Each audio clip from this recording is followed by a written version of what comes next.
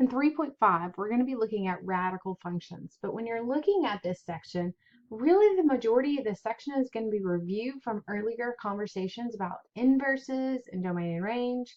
And then we're going to add a little bit at the end of new steps. So just kind of to review here, just an inverse review. When you're finding the inverse of a quadratic, we have to limit ourselves to a domain on which the function is one-to-one. Remember, one-to-one means your y's can't repeat.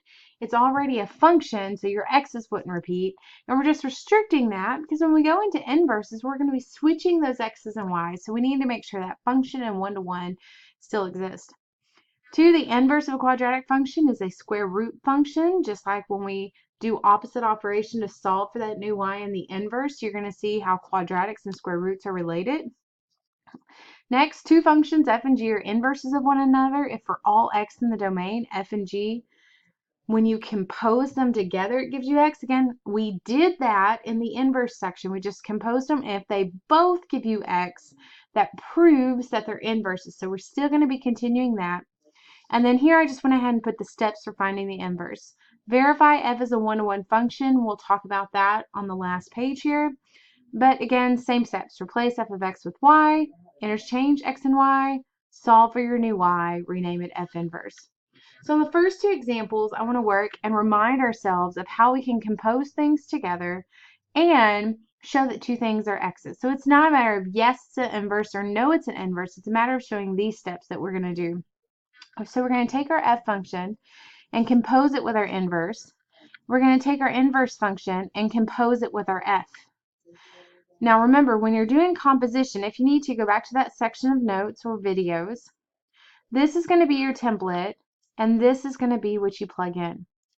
So f is my template. I'm going to rewrite my function with parentheses anywhere I had an x. F inverse is what I'm going to plug into all those blanks, so 1 over x minus 1. Be careful with your arithmetic. So here these 1's are going to cancel, and I have 1 over x, which is same as 1 divided by 1 over x. When you're dividing fractions, you keep it, change its multiplication, and flip it. Multiplying that together, it gives me x. So f composed with f inverse gave me x. Now if the other one that works out to be x, I've shown that they are inverses. So I'm going to start with f inverse. That's going to be my template. So I'm going to have 1 over something minus 1. That something I'm going to plug in as the f function. So I'm going to say 1 over x plus 1 here.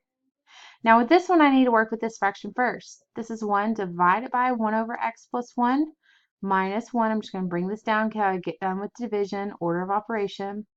Keep it, change it, flip it when you're multiplying, when you're dividing fractions. So that gives me x plus 1 minus 1, and those cancels.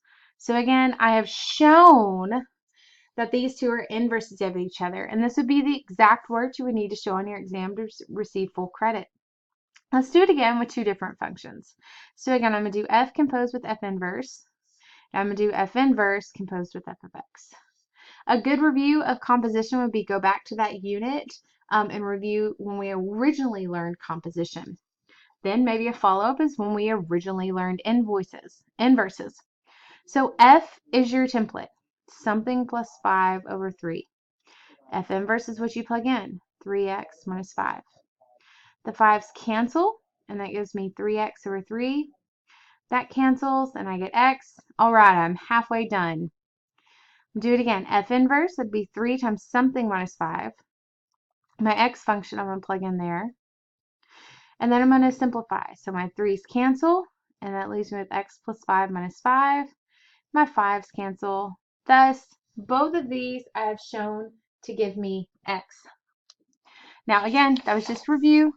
Let's also review how to find inverses. So first you're going to write with y equal to 5x cubed plus 1. Exchange your x and y and solve for the new y. So I'm going to subtract 1. I get x minus 1 to be 5y cubed. Divide by 5. Follow your order of operation. And then cube root. And whether you like the way it looks or not, it is just the cube root of x minus 1 over 5. And then I could rewrite that as f inverse of x. Again, just reviewing what we've done here. Next one, again, I'm going to rewrite with y. I'm going to exchange x and y. I'm going to solve for the new y. So first I have to cube it. I get x cubed equal to y plus 4, and then subtract 4. So I get x squared minus 4 equal to y, and that is my f inverse. So again, going back to those individual sections will be very good review if you need to go back to step 1. Hopefully you've looked back over your old exams and you can see why you may have missed them on there.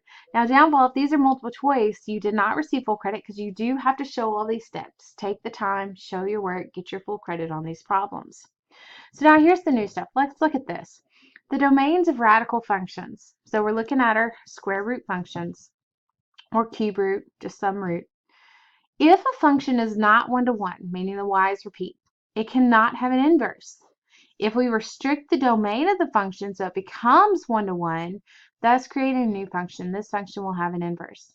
So all this is saying is we're going to have to look at our equations and make a statement about how we need to restrict that domain so that it still falls into that function and one-to-one characteristic. We want to do that because not only do we want to create equations, but a lot of times you see an equation and then something after it showing you how the domain was restricted, and you kind of gloss over that. Well, now we're creating that. So a couple how-tos. First thing we're going to do is restrict the domain, and then we're going to find our inverse. And so let's look at this. First, restrict the domain and then find the inverse. Well, let's consider problem areas. Again, go back to your unit where we dealt with domain and range. That's the good starting point if none of this is making sense or it's been a long time. And you're going to look at it and you're going to think, what are problem areas? Well, problem areas would be division by 0 or square roots of negatives. You know, we had to have that whole conversation with complex numbers. And so here I'm going to look at this. I'm going to say x minus 4 has to be positive because I don't want a negative square root. So it has to be greater than or equal to 0. So that gives me x is greater than or equal to 4. Also, in doing all that, I could see that my range would have to be greater than or equal to 0 because there's no way I'm going to square root something and get a negative. If you put this together with your transformations of functions, when we're looking at parent functions and transformations, x minus 4, that square root, it looks something like this. We can see that x's only exist on 4 and above and only exist when y is greater than 0. So now let's find that inverse. I'm going to rewrite with y. I'm going to exchange x and y. I'm going to solve for this new y. So I'm going to square both sides. It gives me x squared equal to y minus 4. I'm going to add 4 to both sides. And I get x squared plus 4 to equal y. Now this is my inverse function, but I need to revise this by ensuring that our outputs are corresponding to the restricted domain. Well, when I switch these x's and y's, I'm going to switch the x's and y's here. So my domain would be x is greater than or equal to 0, and my range would be y is greater than or equal to 4. Again, transformation-wise, this is a quadratic, looks something like this. But this side's not going to exist because x is going to start at 0 and y is going to start at 4. So this piece of that function we do not want. And you can see that these are inverses of each other. They're a reflection over that line y equals x, going back to inverses. So in the next problem, let's look at, again, problems with our domain. First of all, we can't have division by 0. So x minus 1 cannot be 0, so that means x cannot be 1. That's one restriction we need to look at. The second restriction we need to look at is if that whole thing, don't let it scare you, is negative. So this thing has to be greater than or equal to 0. Okay, so if I solve this, I multiply both sides by x minus 1, but that cancels and 0 times anything is just 0. Then I need to consider what's happening with this. I have two things being multiplied to be positive, so that means neither of them can be negative. Because if this one was negative, even times a positive, that would be negative, and like vice versa. So I'm going to say x plus 2 has to be greater than 0. So that means x has to be greater than negative 2. And x minus 3 has to be greater than 0. So x has to be greater than 3. So in order to be not 1, bigger than negative 2, and bigger than 3, my domain has to be x is bigger than 3.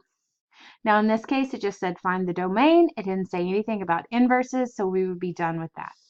So I hope this helps you as you complete this exam. And just holler at me if you have any questions along the way.